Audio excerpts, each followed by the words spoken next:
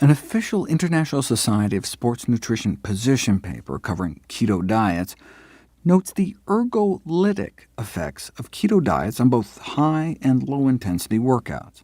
Ergolytic is the opposite of ergogenic. Ergogenic means performance boosting, whereas ergolytic means athletic performance impairing. For non-athletes, ketosis may also undermine exercise efforts. Ketosis was correlated with increased feelings of perceived effort and fatigue and mood disturbances during physical activity, suggesting that the ability and desire to maintain sustained exercise might be adversely impacted in individuals adhering to ketogenic diets for weight loss. I already mentioned the shrinkage of measured muscle size among CrossFit trainees, so a ketogenic diet may not just blunt the performance of endurance athletics, but strength training as well. Have people do 8 weeks of all the standard upper and lower body training protocols, bench press, pull-ups, squats, deadlifts, and no surprise, you boost muscle mass, unless you're on a keto diet, in which case there was no significant change in muscle mass after all that effort. Those randomized to the non-ketogenic diet added about 3 pounds of muscle, whereas the same amount of weightlifting on the keto diet tended to subtract muscle, an average loss of about 3.5 ounces of muscle. How else could you do 8 weeks of weights and not gain a single ounce of muscle, but on a ketogenic diet?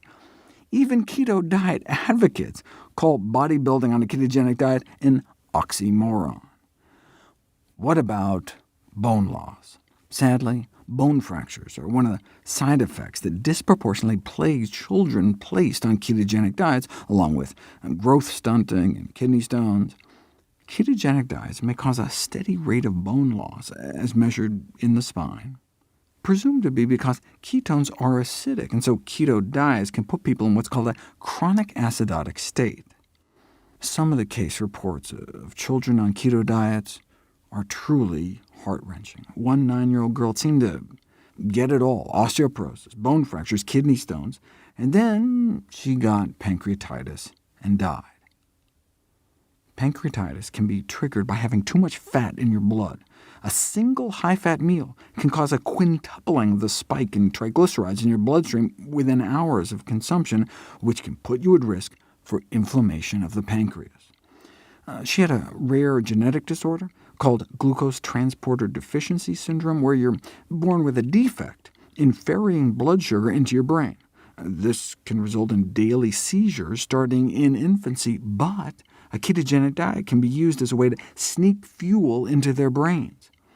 So a ketogenic diet can be a godsend for the 1 in 90,000 families stricken with this disorder.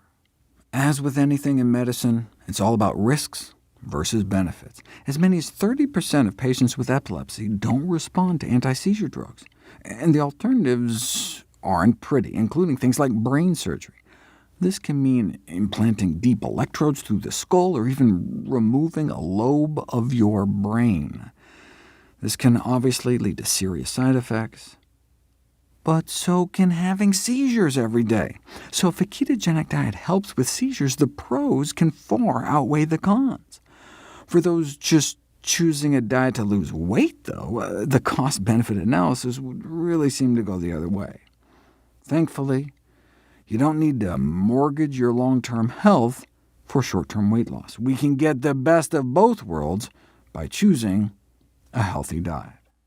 Remember that study that showed that the weight loss after being told to eat the low-carb Atkins diet for a year was almost identical to those told to eat the low-fat Ornish diet?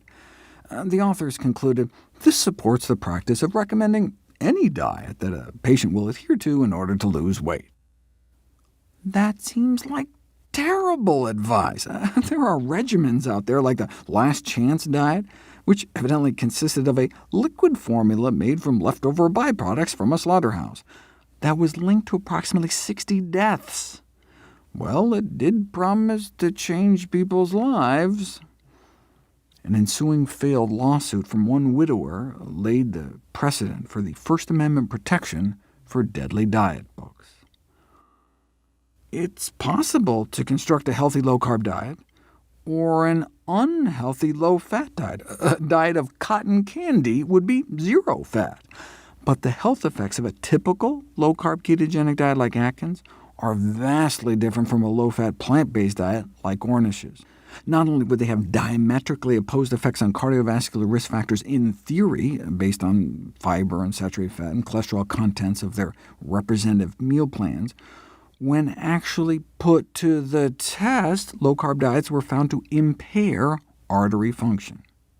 Over time, blood flow to the heart muscle itself is improved on an Ornish-style diet, and diminished on a low-carb diet. Heart disease tends to progress on typical weight loss diets, actively worsen on low-carb diets, but may be reversed by an Ornish-style diet. Given that heart disease is the #1 killer of men and women, recommending any diet that a patient will adhere to in order to lose weight seems irresponsible. Why not tell people to smoke? Cigarettes can cause weight loss too, as can tuberculosis and a good meth habit, but the goal of weight loss is not to lighten the load for your pallbearer.